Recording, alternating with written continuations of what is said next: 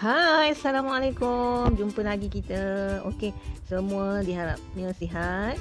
Okey, kita sambung pelajaran kita untuk pendidikan kesihatan dan pendidikan jasmani. Tapi hari ini cikgu nak sentuh tentang pendidikan kesihatan unit 1 iaitu kekeluargaan.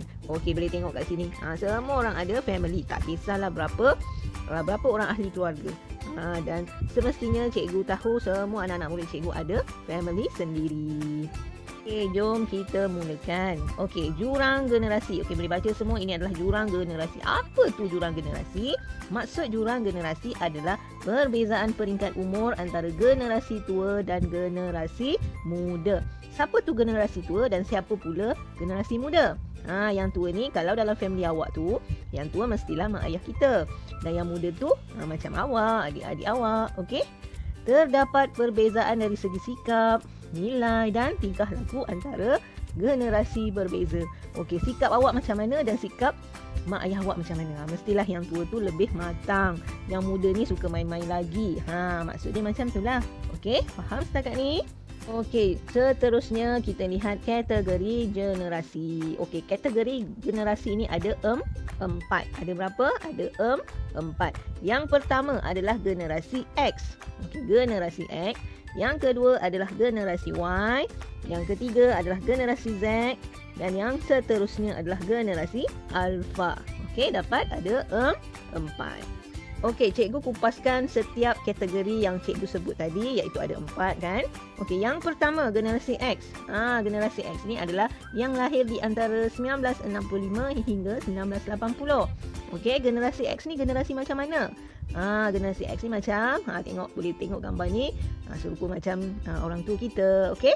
Mak ayah kita yang menganggap internet sebagai media yang tidak memerlukan kepakaran. Maknanya mak ayah yang dahulu tu tak berapa tahu dan anggap internet ni tak berapa penting. Okey, sesiapa saja menggunakan internet dan melahirkan pandangan mereka. Okey? Faham? Okey, yang kedua adalah generasi Y. Tadi adalah generasi X, sekarang adalah generasi yang kedua iaitu generasi Y yang digelar generasi milenium. Okey, yang lahir antara tahun 1981 hingga 1994. Okey, generasi Y ni macam mana? Dia suka akan pencapaian tinggi dan mahir dalam penggunaan teknologi berbanding generasi X. Maksudnya lebih mahir, lebih suka dengan penggunaan teknologi. Kurang dengan atuk-atuk kita ataupun ayah yang lahir 1965 ni dan tak berapa nak mahir. Okey? Okey, kita lihat generasi yang ketiga. Okey, dah yang sampai ketiga adalah generasi Z. Generasi Z ni antara tahun lahir dia 1995 hingga 2010. Mungkin ada di kalangan anak-anak murid cikgu yang kakak ke abang yang lahir tahun ini ataupun awak sendiri.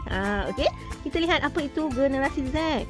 Generasi Z ni digelar generasi internet. Memang sukalah tahu je pasal internet kan. Kerana mempunyai perkaitan yang sangat rapat dengan kemahiran dalam penggunaan komunikasi dan teknologi media seperti mesej, teks, email, telefon bimbit. Telefon bimbit pun canggih-canggih. Semua nak ada Facebook, ada IG, TikTok. Ini adalah golongan generasi Z. Okey, dan yang terakhir ataupun yang keempat kategori generasi adalah generasi Alpha. Generasi Alpha. Okey, yang lahir dalam tahun 2011 hingga 2025. Adik-adik ni. Dalam tahun Alpha ni, millionaire ni. Okey, million tahun terbaru ni. Dan macam mana generasi Alpha ni pula? Menggunakan gadget berteknologi tinggi. Okey, semua umur 4-5 tahun pun dah pandai guna handphone. Kan? Merupakan generasi yang awal pendidikan yang bersekolah seawal 3 hingga 4 tahun. Maksudnya adik-adik kecil sekarang ni umur 3-4 tahun dah masuk sekolah, dah diajar dengan cepat, kenal ABC 1 2 3. Semua pandai, bijak, pandai semua. Kan? Okey?